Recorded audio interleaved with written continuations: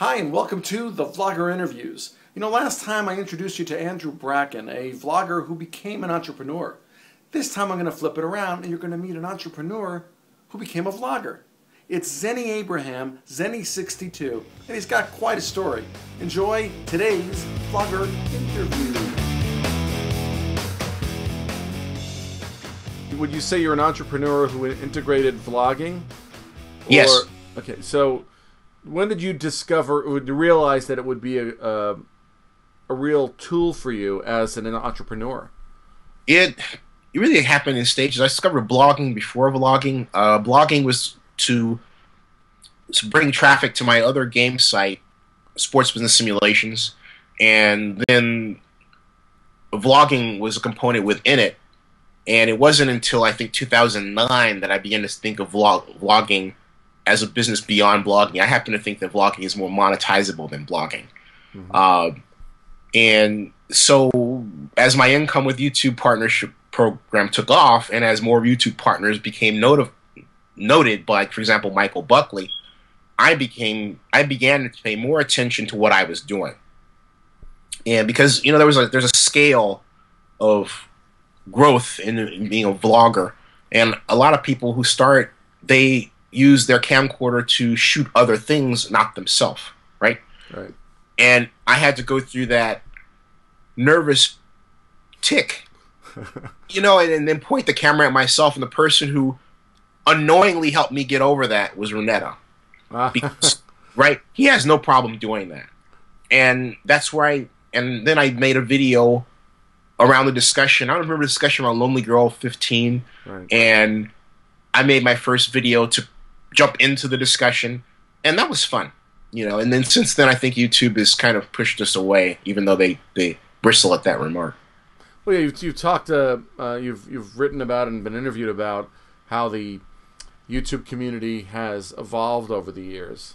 When it was a smaller, some people say a smaller town, and now it's this big city with not a lot of it's avenues. A universe. I'm sorry? It's a universe. Well, universe, exactly. Yeah. And but at the same time, you said that there is a value. There's still a strong value to vlogging. So, yeah. Is vlogging now? Has it evolved beyond just being something that's on YouTube to a being onto itself? Yeah, it is. And you don't have to be on YouTube to have a vlog if you're savvy enough to host. If you want to go through the pain of hosting a server and dealing with the internal server errors and all of that stuff, fine.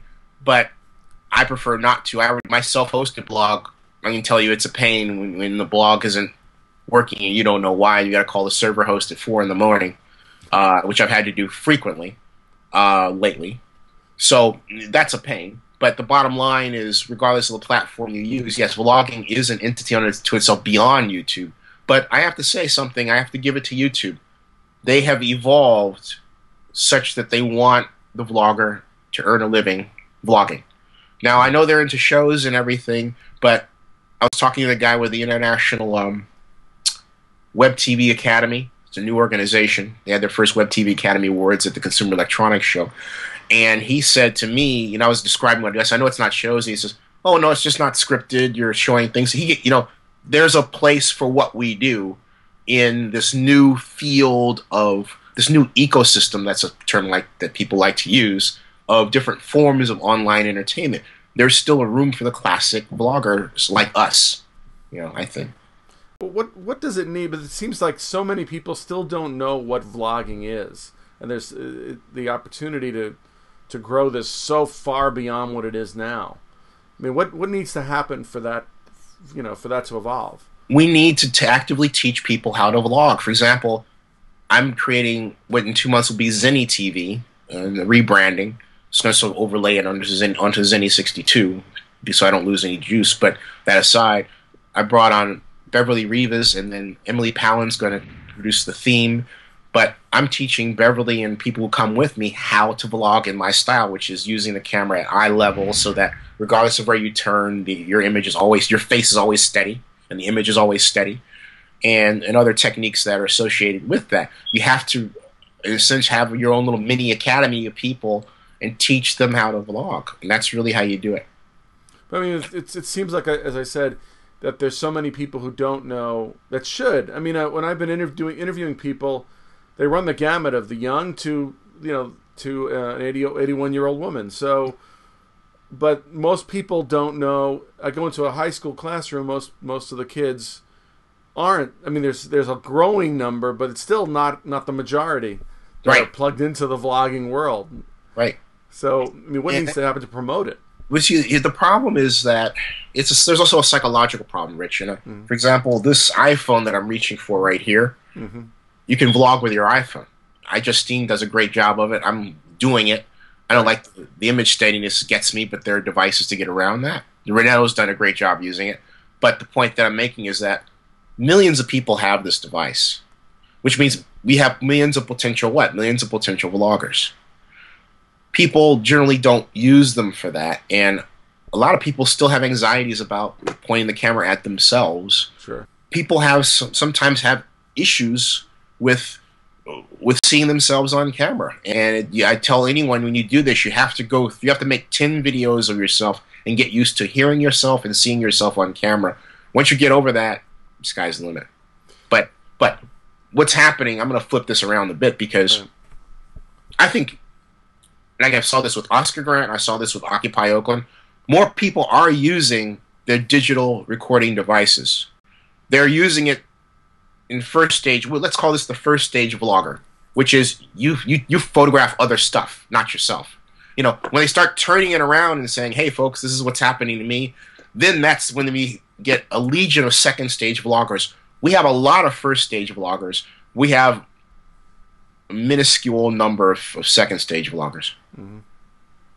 And it's I mean, is there any kind of a collective effort to promote this to a larger audience? Other than YouTube, no. Robert Klinkle, who is the new YouTube head of global sales no, that's Lucas Watson's global sales and marketing, but global content head of YouTube is Robert Klinkle at CES, in his great keynote speech, said that he introduced Michelle Phan as the new face of YouTube and talked about how she made her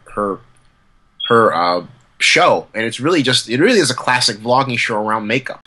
You know, if you want to spoil what it is, right? And YouTube is really, on a large scale, doing what it can to promote vloggers, and a lot of people, they learn by doing. I have a number of people who told me that they were inspired to get started by watching me, which makes me very happy. So, I know YouTube gets hammered, and it gets hammered by me too, but I have to give them props for getting better and really trying to move the needle in terms of the number of vloggers. There's a part of me that says, hey, I kind of like that there's few of us because there's more money for us, right?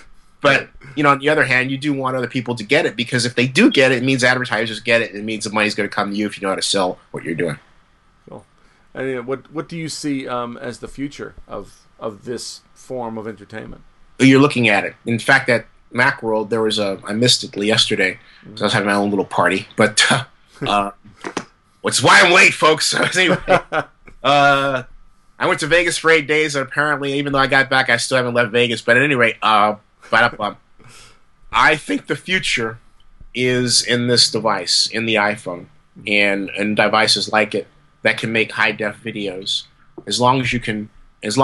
What's missing is the zoom element or aspect, but the ability to use this, and also the problem with the iPhone, the reason why it's not quite there yet, is if I get a call in the middle of an interview, which has happened at CES, hey, the thing shuts off. I can't make my camcorder interview. I have to cut off the call, and I don't know a way around that. Right, unless you put it on airplane mode or something. Yeah, exactly. Yeah. And then there are more small cameras like the Sony Bloggy Live, but Sony Bloggy Live has issues with image stabilization I don't like. But that aside, to answer your question, I think more mobile blogging and using these to make movies. It used to be camcorders, like you had the camcorder effect movie Cloverfield, and I think there's another one out called Chronicle. Well, one day you're going to see a movie made entirely with iPhones. Any last sort of advice you'd give to someone considering? Yeah. use a flip video camera, buy one. I know that Cisco stopped making them, but in terms of image, they produce the best image quality for price of any camera I've ever seen. They are remarkable devices. If you're going to start with vlogging, use them if you don't have an iPhone. Otherwise, if you have an iPhone, use the thing. That's all. Just please use it. Here we go. Thank you, Zennie. Make sure you check out Zennie's channel, Zennie62 on YouTube. It also has links to all the things that he's doing. I only had a chance to touch on just a small portion of it, and there's a lot that he's doing. There's a lot we can learn from. I will see you next time on The Vlogger Interviews.